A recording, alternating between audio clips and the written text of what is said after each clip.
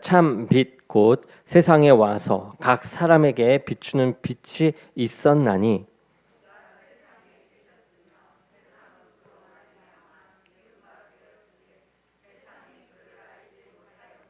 자기 땅에 오매 자기 백성이 영접하지 아니하였으나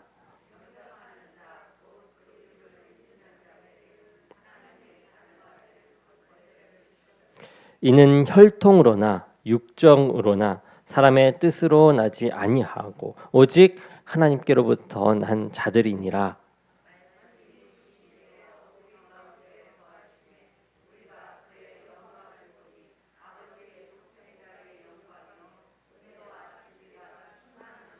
아멘. 오늘 말씀의 제목은 은혜와 진리라는 제목으로 말씀을 전하도록 하겠습니다. 이 예수님의 행적을 이제 기록하고 있는 복음서들을 보게 되면 예수님의 이 탄생에 대한 이야기들이 있죠. 이 요한복음을 기록한 사도 요한도 자신의 이 나름대로의 예수님께서 이 땅에 오심을 기록하고 있습니다. 4절에 보면 사도 요한은 예수님의 탄생이 이 땅에 생명의 빛이 온 사건이다라고 말씀하고 있는 것을 볼 수 있습니다. 예수님께서 이 땅에 빛으로 임하게 되니까 이 땅에 하나님의 영광이 임했고 14절에 보니까 또 은혜와 진리가 충만해졌더라라고 말하고 있습니다. 예수님이 이 땅에 탄생하심으로 하나님의 그 은혜와 그 진리가 이 땅에 충만하게 되었다라는 것입니다. 이 충만이라고 하는 것은 차고 넘친다라는 그런 의미입니다. 쓰고도 남는 것이죠. 이 가뭄으로 인해서 메말라가던 그 호수에 폭우가 쏟아져서 호수에 물이 차고 넘치는 것이 충만입니다. 어둠 속에서 조그마한 촛불을 가지고서 간신히 가고 있는데 태양이 온 세상을 빛으로 비추는 것이 충만입니다. 예수님이 오심으로 이 땅에 이 은혜와 진리가 충만하게 되었다라는 것은 예수 그리스도를 믿는 성도들의 삶에도 하나님의 은혜와 진리가 충만하여 임하였고 이제는 이 세상에 넘쳐 흐르는 삶을 살아가야 함을 말씀하고 있는 것입니다. 우리가 오늘 말씀을 통해서 이 예수 그리스도의 탄생으로 임한 이 땅의 이 충만한 은혜와 진리가 무엇이며 또한 저와 여러분들이 그리스도의 그 은혜와 진리를 어떠한 모습으로 경험하고 있는지를 함께 말씀을 통하여 나누도록 하기 원합니다. 사도 요한은 예수님께서 이 땅에 오실 때 생명의 빛으로 오셨다라고 하셨습니다.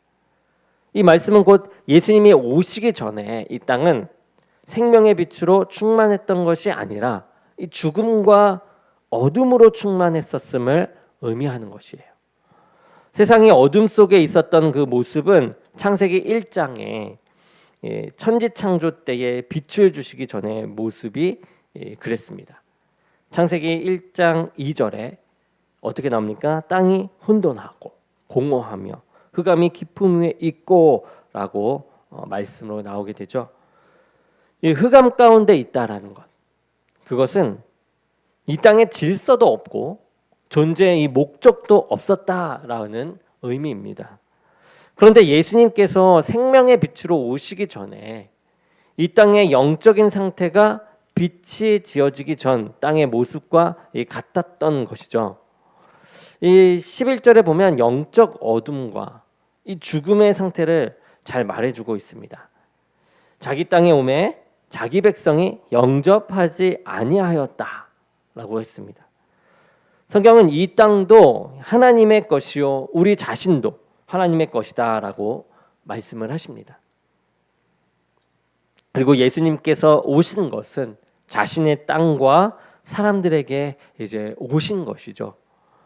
그렇다면 당연히 나의 주인이신 주님을 기쁨으로 영접해야 하는 것이 마땅할 것입니다. 이 땅도 그렇고 인간도 그렇고요.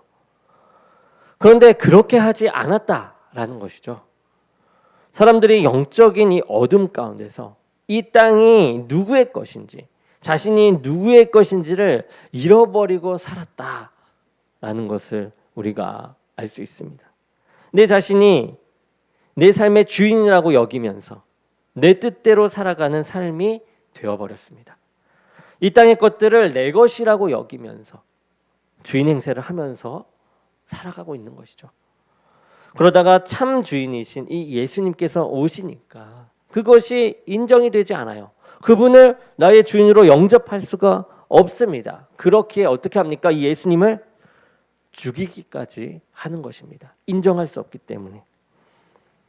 아직도 영적 어둠의 상태에 있는 그 사람들은 자신을 하나님의 것이라고 여기지 않고 자신의 것으로 여깁니다. 내 생명, 내 시간, 내 물질, 내 가족, 내 교회, 내 형편, 내 생각, 모든 것이 다 내 것이라고 여기기에 내 계획대로 살아가는 이 하나님의 뜻을 어기고 죄를 짓게 된 것입니다. 그리고 그 죄로 인해서 죽음에 이르게 되는 것입니다. 그런데 예수님께서 생명의 빛으로 이 땅에 오시고 그분을 우리의 삶에 모실 때에 깨닫게 되는 것, 그것은 예수님이 나의 구세주이시며 나의 주인이라는 것입니다. 소유권이 바뀌게 되는 것이죠. 예수님의 이 임재를 경험하는 사람은요, 더 이상 나의 것이라고 주장하지 않고 내가 누구의 생명, 물질, 시간, 나의 모든 미래까지도 주님의 것임을 깨닫고 주님이 원하시는 그 방법대로 헌신하며 살아가게 되는 것입니다. 우리 안에 내 자신을 하나님 것으로 여기지 못하고 자꾸 내 것으로 주장하는 이 마음이 있다면 아직도 내 심령에 죽음의 그늘이 드리워져 있음을 경계해야만 합니다. 이렇게 예수님께서 이 땅에 생명의 빛으로 오셨습니다. 사람들을 어둠 충만에서 벗어나게 하시고 생명으로 이끌고자 오신 것이죠. 그런데 사람들은 그 빛을 깨닫지 못하고 거부하기만 합니다. 그런데 그 이유를 이 요한복음 3장에서 말하고 있어요. 왜 그런지. 요한복음 3장 19절에 이렇게 이야기합니다. 그 정죄는 이것이니 곧 빛이 세상에 왔으되 사람들이 자기 행위가 악함으로 빛보다 어두움을 더 사랑한 것이니라. 자신들의 죄가 드러날까 봐 예수 그리스도를 영접하지 않았던 것이죠. 어둠을 좋아했던 이유, 자신의 죄를 가려주기 때문에 그런 것이었던 겁니다. 예수님께서 베드로를 부르실 때 이 베드로의 반응이 그랬습니다. 어느 날 밤 어부 베드로가 밤새도록 고기를 잡으려고 이 그물을 던졌습니다. 그런데 던져도 고기를 한 마리도 잡지 못했죠. 그렇게 아침을 맞게 되었습니다. 이제 고기 잡는 것을 포기하고 집으로 가려고 하는데 생전 처음 보는 그 젊은 사람, 이 예수님이 베드로에게 말을 합니다. 깊은 데로 가서 그물을 던지십시오. 그 말을 듣고 베드로는 이제 깊은 데로 가서 그물을 던집니다. 그리고 그물이 찢어질 정도의 이 많은 물고기를 잡게 되죠. 베드로의 이 어부 경험을 통해서 볼 때 있을 수 없는 기적이 일어난 것입니다. 그때 베드로는 그 청년이 신적인 존재임을 깨닫게 돼요. 그래서 베드로가 청년인 예수님 앞에 달려가서 무릎을 꿇습니다. 그리고 부탁을 드립니다. 주여, 나를 떠나소서. 나는 죄인이로소이다 라고 고백을 하죠. 예수님 앞에 나오니까 자신의 죄가 깨달아지게 되는 것입니다. 그리고 예수님께 떠나달라고 간청을 하는 것이죠. 떠나달라고요. 함께 있어달라고가 아닌 떠나달라고. 사람이 몸이 지저분하고 더러우면 빛 가운데 드러내려고 하지 않고 자꾸 감추려고 합니다. 어느 가정의 일입니다. 외출을 하기 위해서 몸을 깨끗하게 닦고 머리를 이제 손질하고 어떤 목사님이 이 가정을 신방하려고 했습니다. 이제 신방을 갔습니다. 신방 가서 교인과 이야기를 하다가 문득 자신의 손을 보게 됐는데 손톱 사이에 때가 있는 것을 보게 된 것이에요. 이 목사님이 외출하기 전에 이 마당 일을 했는데 미처 손톱에 흙이 들어간 것이 빠지지 않았던 것이었습니다. 그것을 안 다음부터는 자신도 모르게 자꾸 손을 감추게 되었다라고 합니다. 손가락을 괜히 웅크리기도 하고 손을 뒤로 하면서 손톱의 때가 보이지 않도록 피하게 되었다라고 합니다. 그 성도들에게도 그 모습이 보이지 않기 위하여 이렇게 감추면서 신방을 했다라고 해요. 여러분, 그런데 예수님이 이 생명의 빛으로 우리 가운데 오실 때 가장 먼저 드러나는 것이 우리의 어둡고 더러운 죄의 이 모습인 것입니다. 나의 부족함과 이 악함이 드러나게 되는 것이죠. 내 스스로를 주인으로 하며 살았던 일들에 대해서 이것이 죄임을 우리가 깨닫게 됩니다. 그러기에 내가 주님을 주인으로 모시는 그 빛의 삶을 살아가게 될 때에 우리의 이 죄가 더욱 발견될 수밖에 없는 것이죠. 발견이 됩니다. 전에는 죄라고 여기지 못하고 또 깨닫지 못했던 내 속에 깊이 숨겨져 있던 그 어둠들까지도 깨닫게 되어지는 것이죠. 예수 그리스도의 이 생명의 빛으로 나아갈 때 우리 자신의 이 모습을 더 정확하게 보게 된다라는 것입니다. 자각을 하게 돼요. 나를 볼 줄 알게 된다라는 거죠. 그리고 우리 속에 감춰진 죄가 더욱 드러나게 되어 있습니다. 그러니 내 죄가 드러날 때에 주님이 내 가운데 더 가까이 임하셨음을 깨달을 수 있는 우리가 되었으면 좋겠습니다. 그리고 그 죄의 내용을 가지고 주님께로 나아오는 것이 주님을 주인으로 하고 모시는 우리 성도의 삶인 것입니다. 주님께서는 우리 가운데 오시게 되면 우리의 죄의 내용은 자연스럽게 발견되는 그런 역사가 우리들 가운데 있게 되는 것이죠. 또한 예수님께서 이 땅에 오실 때 어떠한 충만이 있습니까? 이 땅에 은혜가 충만케 되었다라고 말하고 있습니다. 그럼 이 말씀은 곧 예수님께서 오시기 전에 이 땅에 은혜가 충만한 상태가 아니었다라는 것입니다. 예수님께서 이 땅에 오셔서 그 빛으로 온갖 더러운 죄악을 드러내셨습니다. 그런데 이렇게 드러내신 것은 그들의 죄를 정죄하시고자 하심이 아닌 것이에요.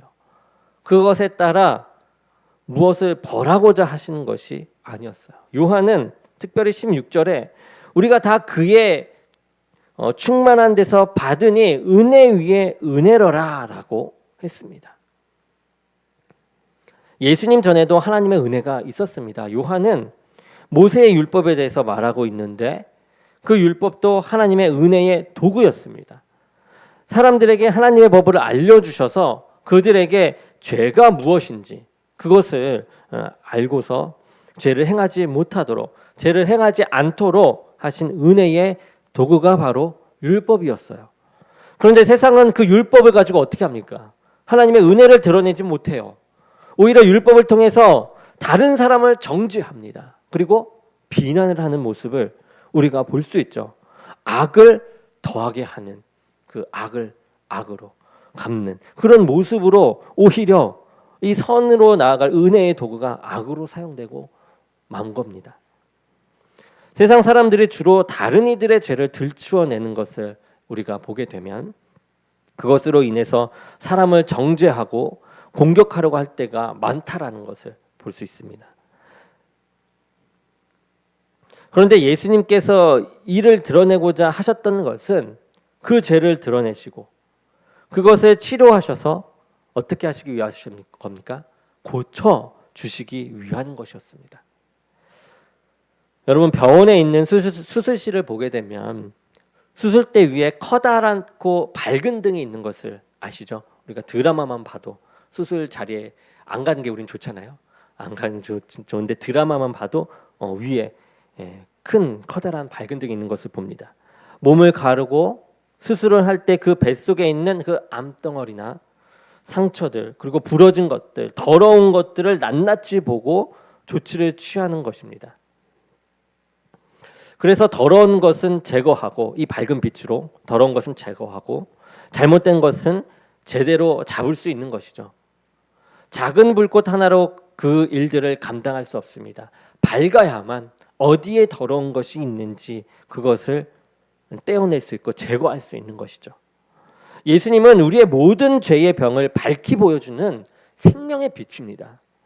그 빛으로 나올 때에 죽을 사람이 죄를 깨닫고 이 고침을 받아서 영생을 살아가게 되는 것입니다. 이제 그 죄를 주님께로 가지고 오는 것은 여러분 우리들의 몫입니다. 사람들의 몫이에요. 그리고 고쳐주실 것을 믿고 맡겨드리는 것, 그 또한 사람의 몫입니다. 그리고 이제 그것을 고쳐주시는 것은 누구의 몫입니까? 하나님의 몫입니다. 주님은 사람들을 죽을 병에서 고치시기 위해서 자신이 대신 그 죄를 지시고 십자가에서 돌아가심으로 우리의 모든 죄의 병을 고쳐주시고 구원해 주신 줄로 믿습니다. 이것이 주님께서 우리에게 보여주신 하나님의 은혜의 충만입니다. 하나님 은혜의 충만. 그런데 이 은혜의 충만함이 없는 세상은 어떠한지 여러분 아십니까? 이 세상의 죄로 인한 이 정죄함으로 충만했던 것이에요. 정죄함으로. 사단은 우리로 죄를 짓게 할 뿐만 아니라 그 지은 죄를 가지고 정죄를 합니다. 죄를 지었으니 죽어야 될 존재라고 사람들을 정죄합니다. 자신의 죄는 감추고 다른 사람들의 죄는 들춰내면서 정죄를 하는 것이죠. 하지만 주님의 임하심이 있는 곳에는 어떻습니까? 그 안에는 은혜가 있습니다. 서로의 부족하고 이 죄된 부분이 있다라고 할지라도 그것을 비판하고 정죄함으로 대하지 않습니다. 도리어 하나님의 은혜를 기억하며 용서하고 기도하며 품어주는 것입니다. 그렇게 함으로 우리 안에 예수님의 은혜가 더욱 충만케 되는 것입니다. 그리고 사도 요한은 예수 그리스도의 임재를 통해서 이 땅 가운데 무엇이 충만하다고 합니까? 진리가 충만하다라고 말하고 있습니다. 이 말씀은 곧 이 땅 가운데 진리가 아니라 이 거짓 가운데 있었음을 전제로 하는 것이에요. 예수님께서 이 땅에 진리를 말씀하셨어요. 그렇지만 안타까운 것은 사람들이 예수님의 말씀을 믿지 아니하는 사람들이 많이 있었다라는 겁니다. 요한복음 8장 45절을 보면 내가 진리를 말하므로 너희가 나를 믿지 아니하는도다라고 하셨습니다. 예수님의 말씀이 이 거짓이라서 이 사람들이 믿지 못하는 것이 아닙니다. 이 8장 44절에 보면 마귀의 거짓에 이 속아서 거짓을 진리로 믿고 진리를 거짓으로 믿기 때문입니다. 요한복음 8장 44절에 이렇게 나옵니다. 제가 읽어드리겠습니다. 너희는 너희 아비 마귀에게서 났으니 너희 아비의 욕심을 너희도 행하고자 하느니라. 저는 처음부터 살인한 자요 진리가 그 속에 없으므로 진리에 서지 못하고 거짓을 말할 때마다 제 것으로 말하나니 이는 저가 거짓말장이요 거짓의 아비가 되었음이니라 라고 하였습니다. 마귀의 특징은 두 가지예요. 하나는 처음부터 살인한 자이고 두 번째는 진리가 없는 거짓말장이라는 것입니다. 사람들 사이에도 알게 모르게 거짓말을 하면서 삽니다. 교실에서 두 소녀가 다투고 있었습니다. 그것을 보고 선생님이 물었어요. 너희가 무엇 때문에 이렇게 심하게 다투고 있는 거니? 한 소녀가 대답합니다. 저희가 여기에 돈을 주었어요. 5만 원짜리 지폐를 동시에 주었습니다. 그런데 이 누구든지 이제 가장 심하게 거짓말하는 사람에게 이 돈을 주기로 하고 지금 다투고 있는 거다. 이렇게 거짓말을 하면서 얘기하는 거다. 얘기하고 있는 것이에요. 이 말을 듣고 선생님이 꾸짖습니다. 누가 거짓말을 잘하는지 내기를 한다고? 너희들 창피한 줄 알아라. 내가 너희들 만날 때는 거짓말이 무언지도 몰랐어. 얘기한 거예요. 선생님의 말을 들은 아이들은 어땠을까요, 여러분? 동시에 그 돈을 선생님께 주었다 합니다. 선생님 가지세요 하면서. 재밌는 예화죠. 사람들의 거짓말은 이렇게 웃어 넘길 수도 있지만 사단의 거짓말은 여러분 차원이 다릅니다. 차원이 달라요. 이 웃어 넘길 수 있는 수준이 아닙니다. 매우 위험합니다. 왜냐하면 사단의 말은 사람을 죽이려고 하는 그 거짓말이기 때문입니다. 처음에는 그렇게 보이지 않아요. 그런데 이거의 끝은 사람을 죽이기 위한 거짓말인 것을 우리가 알 수 있게 되는 것이죠. 마귀가 성경에 처음 등장할 때에도 거짓말장애로 등장합니다. 하와에게 선악과를 따먹으면 하나님과 같이 영원히 죽지 않을 것이다 라고 이야기합니다. 그런데 이것은 하나님의 말씀과 정반대의 말이었어요. 이것을 통해서 죄가 들어오게 됐고요. 이 세상은 죄로 인해서 죽음에 이르게 되었습니다. 이 거짓말 하나로요. 사단의 거짓말은 죽음을 목적으로 합니다. 그래서 사단은 살인자요, 거짓말장이라고 하는 것이죠. 오늘날 사단의 거짓말이 어떻습니까? 옛날과는 다르게 더욱더 세련되어졌습니다.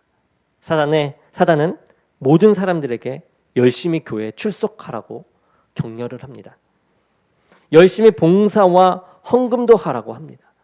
그런데 절대로 예수는 믿지 말라라고 한답니다. 신앙생활을 교양을 위한 취미생활 정도로 하라고 합니다. 인맥 관리를 위한 일로만 생각하라고 합니다. 십자가의 보혈은 생각하지 말고 십자가를 장식용 정도의 의미로 사용하라라고 합니다. 교인은 많아도 좋으니 그리스도인을 증가시키지 않도록 마귀가 거짓말을 하고 있다고 합니다. 이 땅에는 하나님의 진리의 말씀과 사단의 거짓의 말이 공존합니다. 사단의 거짓의 말은 세상적으로 그럴싸하게 들립니다. 그렇지만 결국 사람을 멸망의 길로 이끌어 갑니다. 하지만 예수님의 말씀은 진리요, 믿는 사람들이 믿고 따라야 할 생명의 말씀인 줄로 믿습니다. 예수님께서는 이 땅의 구원의 은혜를 허락해 주셨습니다. 그뿐만 아니라 이제 무엇이 진리인지 깨달아서 거짓 가운데서 다시 이 죄인의 삶을 살아가지 않도록 진리를 이 땅에 충만케 하신 줄로 믿습니다. 그래서 주님의 이 충만함 가운데 있는 그 사람들을 우리가 보게 되면 하나님의 말씀을 절대적인 진리의 말씀으로 믿고 그 말씀을 순종하면서 살아가는 사람인 것을 우리가 볼 수 있습니다. 예수 그리스도의 탄생, 이 탄생은 하나님께서 생명의 빛으로 이 땅에 임하신 사건입니다. 그리고 이 땅에 하나님의 은혜와 진리를 충만케 하신 것입니다. 우리는 예수님이 오심으로 우리의 더러운 이 어둠의 죄들이 드러남을 경험하게 돼요. 우리가 주님께로 더 가까이 갈 때 우리의 죄는 어떻습니까? 더욱 드러나게 되는 것입니다. 예수님을 믿으면서도 자신이 더욱 의롭고 괜찮은 사람처럼 느껴진다면 그것은 여러분 문제예요. 그것은 정말로 예수님으로부터 그 빛을 받고 있는지 다시 한번 돌아봐야만 합니다. 도리어 더욱 죄가 드러나고 회개하고 온전케 되어지는 것이 우리 가운데 생명의 빛된 주님이 더욱 가까이 할 때 경험되어지는 것입니다. 그러기에 우리에게 숨겨진 죄가 드러나고 마음이 괴롭다면 여러분 오히려 기뻐하시기 바랍니다. 예수 믿는 가운데 숨겨진 죄가 드러나고 마음이 괴롭다면 여러분 기뻐하시기 바랍니다. 생명의 빛 되신 주님이 우리 가운데 충만케 역사하고 계신 것입니다. 그리고 생명의 빛 되신 주님은 이 땅에 은혜를 충만케 하시는 분이십니다. 드러난 죄로 인해 우리가 죽을 수밖에 없지 않습니까? 그런 죄인인 우리를 자신의 목숨을 다 바쳐 자신이 죽으면서까지 구원해 주셨습니다. 우리 또한 은혜의 충만함 가운데서 상대방에 대해서 정죄하며 이 상처를 주는 것이 아니라 참고 인내하며 품어주는 하나님의 은혜, 그 은혜를 드러내야 될 줄로 믿습니다. 그리고 우리에게 진리의 충만함을 주셨죠. 사단의 거짓은 세상을 죽음으로 몰아갑니다. 그렇지만 오로지 하나님의 진리의 말씀만이 우리를 영생의 길로 인도하는 줄로 믿습니다. 하나님의 말씀을 절대적으로 믿고 우리가 신뢰하는 가운데 사단의 거짓을 분별하고 진리의 뜻을 이룰 수 있는 삶이 되어야 할 것입니다. 예수 그리스도께서 이 땅에 오심으로 하나님의 영광과 은혜와 그 진리가 충만했던 것 같이 우리의 삶에도 하나님의 은혜와 진리가 충만하여져서 그 은혜와 진리가 다른 이에게로 흘러넘칠 수 있는 참된 그리스도인, 주님의 백성, 주님의 자녀가 되는 우리 모두가 되기를 주님의 이름으로 간절히 축원합니다. 우리 기도하겠습니다. 사랑해 주님, 감사합니다. 우리가 이 말씀을 통하여 주의 빛을 더욱더 받아가고자 합니다. 주의 말씀을 통하여, 주를 통하여 은혜가 넘치고 진리가 넘치는 그 충만함이 우리들 속에 가득하기를 이 시간 원하오니 주여 우리들을 비춰주시고 우리들의 이 알게 모르게 지은 죄들 아버지 깨닫게 하시고 우리가 회개하게 하시며 더욱더 주님을 간절히 찾게 하시고 주님의 뜻을 헤아리며 나아가는 시간 되게 하여 주옵소서.